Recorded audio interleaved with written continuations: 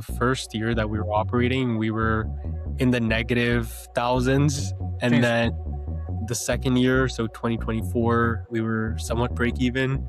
And then 2025 is when we started growing a lot more. Overall, we've crossed, seven figures in totality. What's up, everyone? We are wrapping up our second month of a campaign where we generated around 12.4 million views now for Cloud9, a seven-figure company. And now I'm sitting down with the founder of Cloud9, and who's also our good friend, Vansh. What's up, Vansh? How's it going? Thank you for having me. No worries, brother. I say good friend, but we've only been working together for a couple of months now. And the person you've been working with the most is Gloria, right? You've been working with her as a creator. Is it more than a year now, by the way? Yeah, we had our 1 year anniversary a couple months ago, actually. So it's been a year and 3 months, I want to say. But it's been exceptional. Gloria's an extension of my brain, exactly the way I would think in content and exactly the type of videos I would want in content form. That's beautiful, guys. By the way, happy anniversary. She's not on here at the moment. Although we are traveling together again. She took a brief little vacation over Christmas, flew to the US, but we're back. Team is back in Thailand and going at it. By the way, the company, is it started very recently, or when exactly did you start the company, Vanch, the Cloud9? Yeah, Cloud9 started we launched in 2023, but we've been making Cloud9 since 2021. So Cloud9 was actually a university project for myself, actually. And in 2021, it was right after COVID. So I found myself using different fidgets or different stress balls just at home. But the idea of using them in public would give me more anxiety than what I was already having. So I started looking around for different fidgets or different tools that I could use in, public without drawing attention to myself. And I didn't necessarily find anything that I would feel comfortable using. So that's where the whole innovation started. And in 2021, we had a school project where we had to combine uh, two different products together. So this product was clothing mixed in with, the stress ball. And then it was just left at that. A year later in 2022, I was thinking back to, the project we did and thought to myself, what if I bring this to reality? So in 2022, around September, I started prototyping different things together just myself, sewing it together. And then April of 23 is when Cloud9 was launched. Dude, that's amazing. For people who don't know, by the way, I mean, you can introduce yourself, but Cloud9 produces hoodies, right? In fact, you're wearing, do you want to show? I think you're wearing one right now with, So yeah. So Cloud9 is a sensory plate based clothing brand, and our main product are these hoodies with these built-in stress balls in them. So, whether you're at school or work or just at home, you can discreetly use the stress ball and no one can even tell. It just looks like you have your hands down. So discreet sensory fidget. yeah, fantastic. I love it. I think it carries an incredible value, and I'm going to get into it later as well. But basically, we we ran a campaign for you guys together for 2 months now, right? With about 11 creators, I would say 10 to 11 creators. It fluctuated a little bit in the middle, but absolutely fantastic.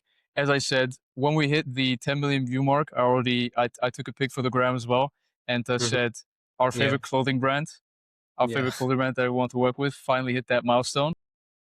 Coming to speak of it though, we're both 22, right? You said that you're 22 as well. hmm So in 2022, you started this whole thing, or even before that, 2021. What were you, 18 at that point? Yeah. 18, 19. 18, 19? That's absolutely incredible, right? We started the agency, like the company that we're running now, only beginning hmm of the year. I couldn't imagine doing that at 18, by the way. Um, how did you like experience that start? Because I know it started as a university project. What were kind of the first steps of you building up that company over the Yeah. years? Would you say? Yeah, so before Cloud9, I've been into e-commerce for around 7 years now, actually. So Cloud9 wasn't the first like e-commerce experience that I've had, so it wasn't totally new, but uh clothing wise, it was definitely the first venture.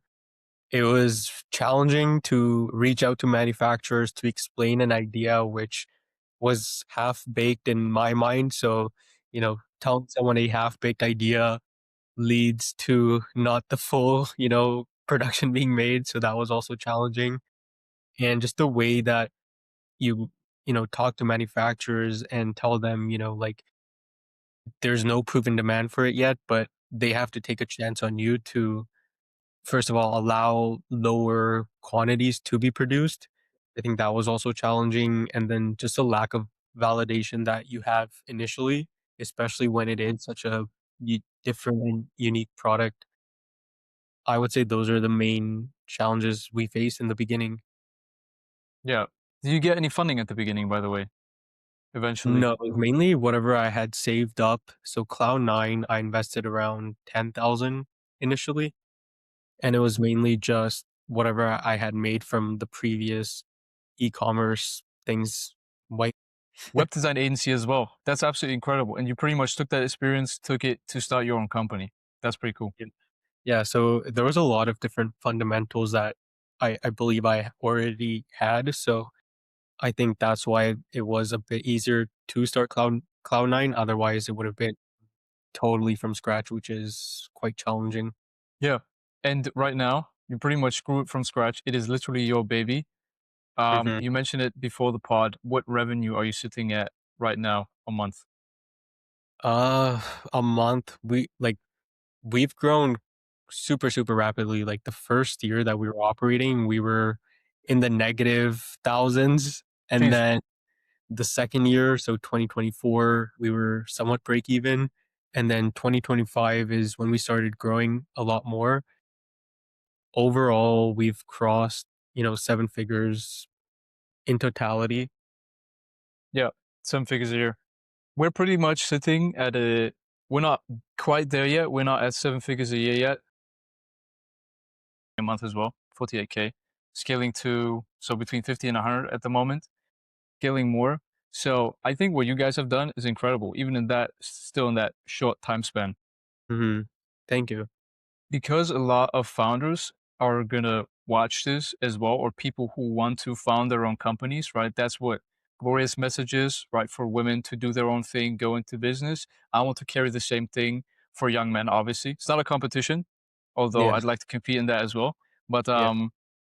what would your piece of advice be for young founders who want to found their own company, whether it be around, scaling a team, maybe challenges you've experienced, how you overcome them? What would it be?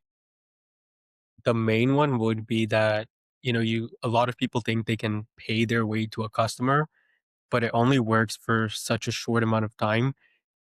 The product and the brand must carry, its own weight, that you don't have to always be acquiring customers through, paid methods.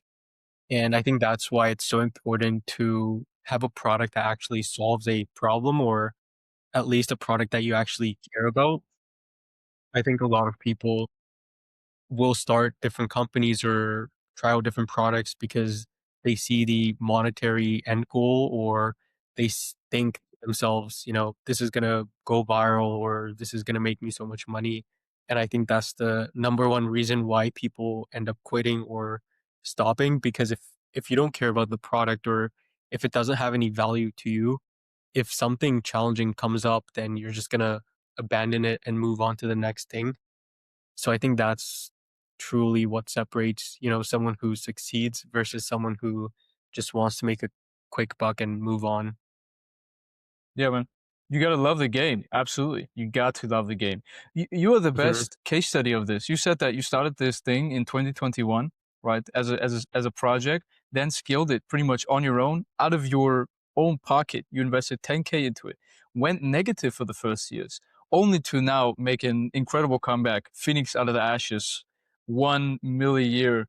Um, Probably a lot of people are dreaming of that, and you're the best kind of proof of what you said. You got to love the game, because otherwise, I don't think you probably wouldn't have stuck it out. Yeah. Yeah, no. Because especially in the first year, because it was such a different, unique product, it's so hard for people to, first of all, understand what the product is. And a lot of times, companies will start and there's specific blueprints that they can at least rely on or look at to see this is how I should do this, or, this is how this company did it. So this is what I can do. But there really wasn't anything specific for us to follow. So we sort of had to carve our own path in a way. Yeah. I mean, how did you do it? How did you end up doing it afterwards? How did you manage to scale a team? How big is the company, by the way, at the moment in terms of employees? There's about 13 different people on the Wow. team now. Yeah. Like media buyers, customer support, social media managers, a lot of different key roles. And I think they've been such a huge help in actually growing the company because there's only so much that you can do yourself. But I think if you have the right people alongside, and I think I'm so grateful that I've, you know, met such incredible people who are on the team and, helping scale Cloud9, that it's been a great journey with them. Yeah. Yeah, absolutely. I've seen the same thing, by the way. Um, But first, how did you or how do you think about hiring and building a team? Like, what are your fundamentals as a founder? Because I agree with you, finding that A level player team is literally probably some of the most highest leverage things you could do. So, how did you actually approach it, building a team? Most of the people that are on the team have just been through network. So either someone I knew already and asked them, or someone connected me with someone. And the number one thing that I look for in anyone is whether they have founder like qualities. Because if they're always wanting to be micromanaged, or if they always need a specific direction, then it's not really something that's, or if I feel like that's not really something that's going to help grow the company, especially when it's at such a young stage. You need people who are all also having a specific passion or drive to see the company grow, versus people who just want to clock in for a couple hours a day and then get their money and leave. 100%. I don't think I could agree more with the statement. Because what we're essentially doing as founders, we are outsourcing ourselves. And maybe at the beginning, because you're pretty much doing everything. I had the same thing, by the way. I was doing everything at the same time as I founded the agency, right? Gloria was running pretty much at that point a separate thing, like the actual academy. I founded the agency, and I was pretty much having my fingers in all different departments, right? B2C acquisition, B2B acquisition, and on top of that, fulfillment. Hmm. And I think I don't know how you experience it, but because we're doing so much things, like we're doing everything, we're wearing all different hats as founders at the same time. The most difficult thing was giving up control and giving up control to the right people at that. Right. Yeah, yeah, I agree. Especially when it's something so close to you and something that you've done for a long time, it's so hard to let go of that. But when you have the right people, I think it's a lot easier for you to be able to do that and, feel confident in actually doing that. Yeah. Yeah. I agree with you. I think the biggest thing literally is talent at that point, because you Hmm. cannot give control to what you said, that people who are not free thinking, people who just want to clock in, clock out. Oh, this is just a normal job, yada yada. Go about my day. Um, who we are looking to give control up to is people who can think on their own. That's what I say. I Yeah, classify them as A players, right? People who are yeah, free thinking, people who actually want to, let's say, be a part of the company, see it grow. And hmm, we have only been able to scale to like 50K a month, 50 to 100K a month by hiring a talent. And we're still not done yet. We're expanding the team. And by the way, I lead this way as well. this relates to, giving up control, finding A players. My thing was, and I kind of changed my mind on it. My leadership style before was just throwing out instructions, right? Mhm. Throwing out SOPs. Um, I don't know if you were the same, but it Yeah. was for me. It was throwing out a bunch of SOPs, a bunch of instructions, and only now am I getting back to the front lines, where I'm creating content myself. Right, I want to push the personal brand. I cannot be the only person in a media company that's not producing media, right? Yeah. And so I'm functioning as a CEO of the company pretty much. So responsible for sales, B2C and B2B acquisition, and doing the whole content stuff. Um, but did you find the same thing? Like, what is your leadership style? Are you more hands off? It depends on different scenarios. For the most part, I think I prefer to be hands off just because I want the person to feel like they are fully in control. Because I know for myself, if someone is telling me instructions, I just get, I just feel like I'm being micromanaged, which I necessarily love. So, just my own preferences, I believe that's also how other people like to feel. So I try to keep it pretty hands off, I would say. Like we have general goals or general targets that we want to hit, and then it would be up to the person to figure out how we can get to there. And I think that makes them more passionate and motivated as well because it feels like it's their own thing. Do you feel like do you feel like you were pretty hands off with how this campaign was run? Like, just be open and honest. I haven't asked you this before, by the way. This is not scripted, but i- do you feel like you have been hands off with us? Yeah, and I think that's one of the things that I loved because it's like I can only, put my mind in so many different things, and if it's taking up a lot of mental energy, it reduces the amount of work that I can put into other aspects. So with you guys being able to initially just give general directions and then you just taking control, I think that was probably the best thing, especially with Gloria as well, just as a creator in general. I think because she's so proactive and even with, the creators, I think there's around 10 creators or 9 creators that we have with you guys, because you're able to lead them in a way which doesn't need me to, check the accounts every single day or every week and tell you this is what I liked or this is what I didn't like. Because you're able to do that for me, I think that is one of the best qualities of, the agency that you're running. I'd love to hear, man. Again, this was not scripted. I did not pay Vanch for this. By the way, I'm gonna wire you that $20 afterwards. But Yeah. um, what it worked out in the end. I agree with you, and it's supposed to be that way. We want the clients to be hands off always. Want to take full responsibilities of the results, because otherwise, who are you gonna blame, right? If it's not hands off, the responsibilities are not clear. It's gonna be a whole mess.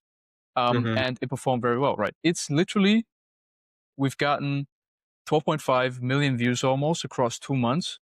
It really took off towards the second month. That's, by the way, why we do 2 month minimums too. We needed that first month to wrap up. We are literally, I'm going to get into it, but we literally had more views in the same amount of time that Cluely has generated with their campaigns. And they're literally famous for what they do, which is running viral campaigns. I think that speaks for itself. I don't need to spend more words on that, but it turned out very well and it was supposed to be. But what were your worries going in? What would you have been worried about at the beginning? Main worries is a lot of times when you are running a new account, it does take quite a bit of time to grow or to get attention. So I think the main worry that I or, anyone going into something like this would have is how long would it take to see results? But with something like TikTok organic or any sort of social media organic, it's something that you just have to put in the work in, or I guess the creator has to just put in the work in to see the results. And if they're able to spot different trends or to capitalize on what is working, that is how you can sort of play the organic in your favor versus just leaving it out to chance. So because I trusted that your creators would be able to, you know, look at the different stats and make sure the videos that they're putting out are actually going to hit the right targets, it becomes less luck and more, targeted aim. But it really Absolutely. just depends on the right creators. Oh, 100% agree. Mhm, Have not put more attention into anything else, I believe, than actually vetting and getting the right creators on board. Again, we come back to the same topic, right? Having an actual A team, like a team of A players, right? mhm, Acquiring that talent with potential was so incredible valuable for us. We still continue doing it to this day. We're not going to mhm. stop. This is why, Gloria does her own like training program, actually getting talent early when they're still, let's say they're starting out, right? They're getting in grips or they have been struggling for a couple of months, but we see that potential and we hold that talent and we nurture it. And these are the exact creators that we saw in the campaign perform so well. We handpicked them, we hand vetted them before, we hand vetted them after because before they actually went um into the campaign, right? And that was Gloria's role, right? My role. I don't like to take credit. It was literally just, let's say I had my fingers in all different departments as well as fulfillment. I built some systems to support the team, well and good. But the biggest shout out should go to the team, in my opinion. The biggest shout Yeah, out should go to the team. I would not feel comfortable taking credit for that. We have our creative vetting.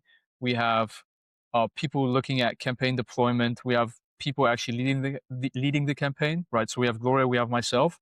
But after that, we have a pretty flat hierarchy of just literally a creative strategist uh, overviewing multiple campaigns and then one campaign lead per campaign. And then, oh, huge shout out to Sasha, by the way.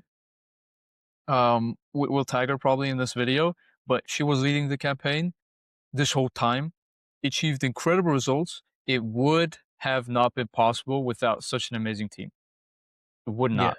definitely. Would not. Yeah, it's Um, because of people you're surrounded with and the people who are actually involved in, like the campaign, which is why it was turning out the way it turned out. 100%.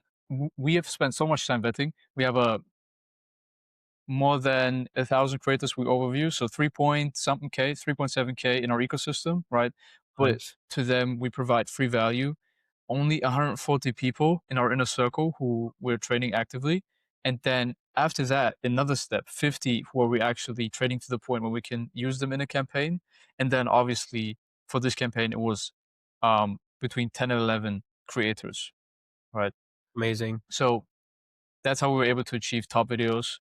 Top video, I think, was around 3 million views, somewhere around that mark from Missy, and Mhm. then a couple above 1 million. I think you looked at them. This success only can be tied back to the team. I cannot take credit for that. Definitely. For you, Vanch, before the campaign started, you had that worry, right? We fixed that with actually taking our time, putting an effort into hiring a good team and placing a good team. What were your expectations starting out? What were you even hoping to achieve with this? Honestly, I was just hoping for any sort of views. I didn't have a specific figure in mind. I was, confident that you would get results in the hundreds of thousands. Luckily we've gotten a lot more than that, but yeah, definitely surpassed what I was aiming for. Yeah. I wouldn't say luckily. It was a lot of hard work. It Yeah. was a lot of hard work. We've crossed across the entire campaign 200K days across the Mhm. entire 2 months. And if we actually just look at the point where it started skyrocketing, which is around right at the end of the 2 month mark, at the end of Mhm. the 1 month mark, which is why we do Yeah. 2 months at a minimum, we are averaging 400K views on average during that bull run, pretty much. Amazing. Um, yeah, yeah. I I I I love working on it. Um, I know that I hope you had a lot of fun too. I know that you shot a couple of ideas. Um, Mhm. like right around Christmas, you shot a couple ideas over as well. Oh, can we do like a Christmas special, right? Mhm. Um, I saw Gloria, by the way, did a Christmas one, right? Yeah, Gloria, she had the Santa hat, she had the Yeah. snowflake in full on Christmas mode. Um, yeah. Shoot, results were amazing. I am happy. I would love to push for more. We have, looking at the stats, I believe we have around, there you go, 12.3 million views at the moment.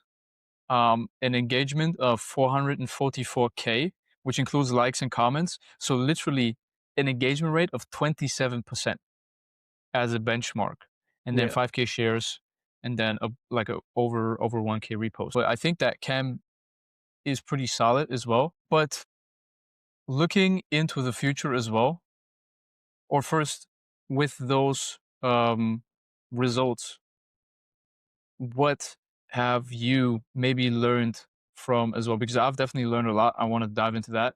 Did you like get something out of this whole experience of running that or seeing that campaign being run to the point where it was a huge success? The main takeaway from this is testing out different types of formats and necessarily even different types of formats in the sense of, um, the words that you're saying, but also different types of formats in the sense of the person that's talking. So whether it's a mom, it's a child, or, a girl or a guy, I think those things also make a huge difference in the outcome depending on the product. So it's important to test out different, video formats and also, different audience formats alongside that so you can actually see what resonates with your audience.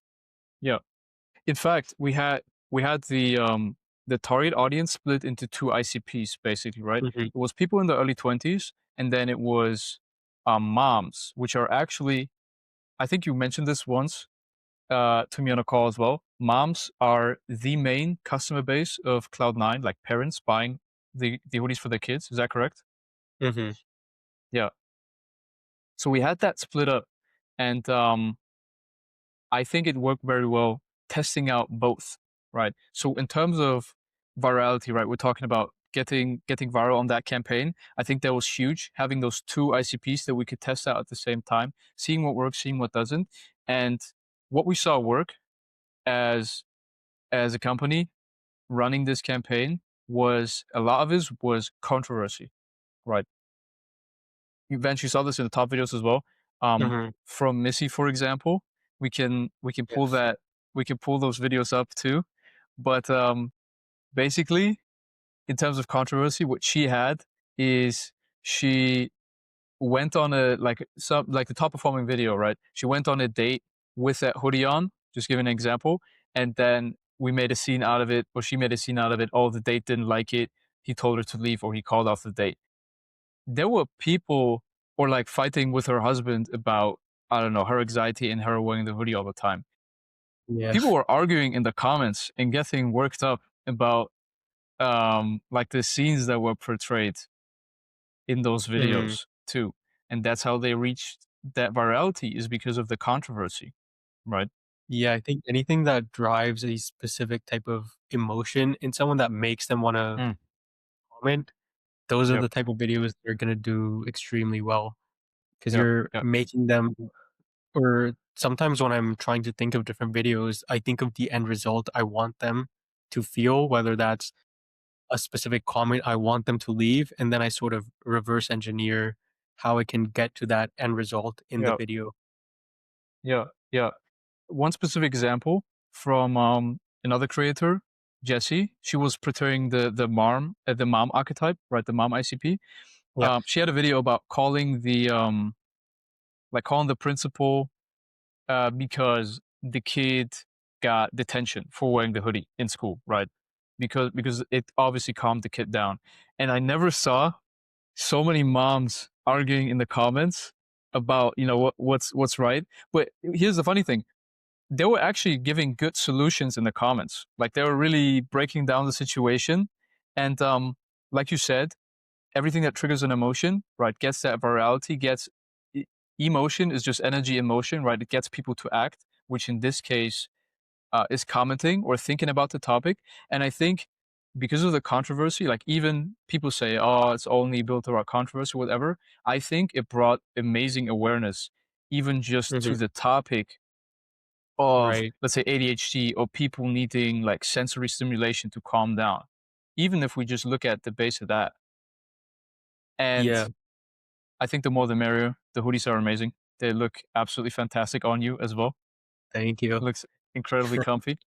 Um, But yeah, having people comment was a big thing, right? Make it look organic was a big takeaway. Yeah. These we had not mentioned the product at all. If even like the creators were just wearing it when Jessie was calling the principal quote unquote, she didn't even wear the hoodie. It wasn't mentioned, or it wasn't shown. It was just mentioned in the context, and then we make it look organic as much as possible. People like go in the comments and then you see a bunch of them asking, "Oh, where do you get the hoodies from? Right? Where can I get one? Which hoodie is that? Right? What are you Yeah. talking about there?" And Yeah. here's the thing that we figured out too. We want to balance that controversial style, which just gets very viral, with what we call hard selling. Right? So we had some videos that were, um, for example, talking about the benefits of the hoodie, right, or showcasing the features. Less virality potential, but I would say way higher conversions. Like for example, where we had the virality concepts, and then we had a bunch of creators sticking needles in their cuffs, seeing if they pop. I think that was a very big angle. Just fun ideas like that were very good at showcasing the features. For Mhm. example, Yeah. Like trying out different types of formats pretty much. mm. Yeah, I don't know what you think about this, Vanch. I think I know your opinion, but I think as founders, we have to understand content now. There is no excuse. I think we live in an era of creator founders. And in fact, I mean you can let me know what you think. I think some of the videos that you even posted on your organic page, right on Instagram, even your videos have gone viral. You Yeah. Yeah. A lot of the videos that I've made, especially in the beginning stages, because it was just me making the videos, I think a lot of people like to feel connected with the person behind the brand. So I think that's why those videos also did good. A lot of people like to see the people behind the brand. So every now and then I'll make different videos on either different products that we're working on or just talking about why a specific collection was made this way or different color choices. And I think people really like seeing behind the scenes. So a lot of brands are now shifting their marketing from 100% paid to also be a lot more on social media, especially the people behind the brand, so that the customers feel like they're, with the brand rather than just a customer being sold to. Yeah, absolutely. I'll say one thing. I think Mhm. it has been an incredible journey. Um, by a lot of metrics, it was a success. Obviously, we do paid, like as an agency too. We do paid deals, like paid ads as well. Paid Mhm. ads, as you see. But obviously, with you, we're focusing mainly on the organic campaigns. But Mhm. to wrap up, I would say that it would be amazing to continue as well going from this. Um, I think afterwards we can talk about it more. But the campaign was a success by all metrics, and I'd love to continue this relationship and take it to the moon. Shoot for 100 mil a month views. Yeah, well, 2026, 2026. Let's go. All right. 100% Um, happening. fantastic. I think that about wraps it up, Bench. I love you, man. This was a great great recap of the first kind of era of the Cloud9 slash UGC World collaboration. I would say very excited for what's to come in 2026 as well. And then we'll wrap it up here. Same, super excited to see how this goes and hopefully a long, long relationship. 100 mil coming soon. Marvel a month. Yes, sir. All right. That's it. Perfect. See you, brother. Take care, guys. Thank you. Peace.